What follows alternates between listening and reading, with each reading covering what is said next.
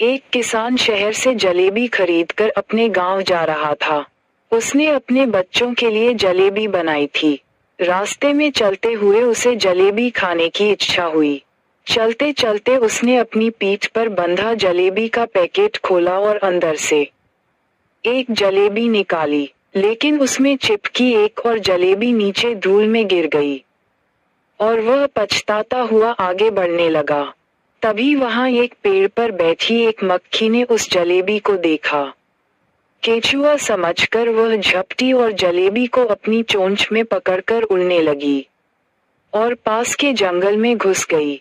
वहां वह एक पेड़ पर बैठ गई और जलेबी खाने गई, लेकिन उसे जलेबी पसंद नहीं आई, इसलिए उसने उसे नीचे फेंक दिया और वापस उड़कर कहीं दूर चली गई।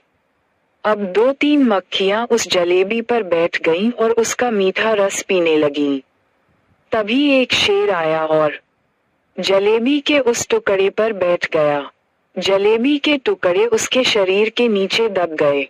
मक्खियों ने शेर से कहा, महाराज, हमारा खाना तुम्हारे शरीर के नीचे दबा है। उठो।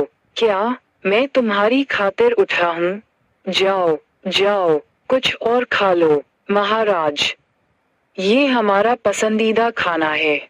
हमें अभी इसी जंगल में मिला है। चलो खाते हैं। मक्खियों ने शेर से विनती की। अरे 2 कौड़ी की मक्खियों, तुम क्यों रो रही हो?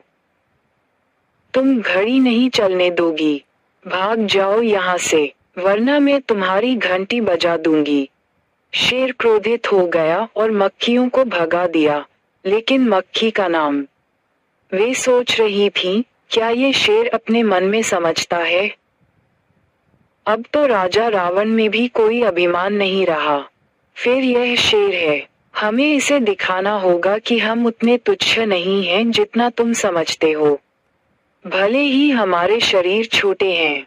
और मक्खियां शेर की नाक और मुंह पर बैठ गईं। एक मक्खी शेर के कान में भिनभिनाने लगी। शेर ने सिर हिलाया और थक गया। फिर उसने अपनी नाक रगड़नी शुरू कर दी।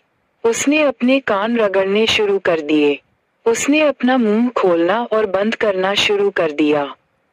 लेकिन मक्खी धैर्य बनाए रही। वह शेर को परेशान करता रहा। शेर बुरी तरह थक गया और निढाल हो गया। न मक्खी भाग रही थी, न मर रही थी। उसने मक्खियों से कहा, भाई साहब, बहुत हो गया। मैं हार गया और उठ गया। अपने 32 व्यंजन खा लो। ये कहकर शेर उठा और वहां से चल पड़ा। मक्खियां खुशी से नाचने लगीं और फिर से जलेबियां खाने लगीं। अरे बच्चों, छोटे लोग भी कभी कभी अपनी विशेष शक्तियों के कारण ज्यादा शक्तिशाली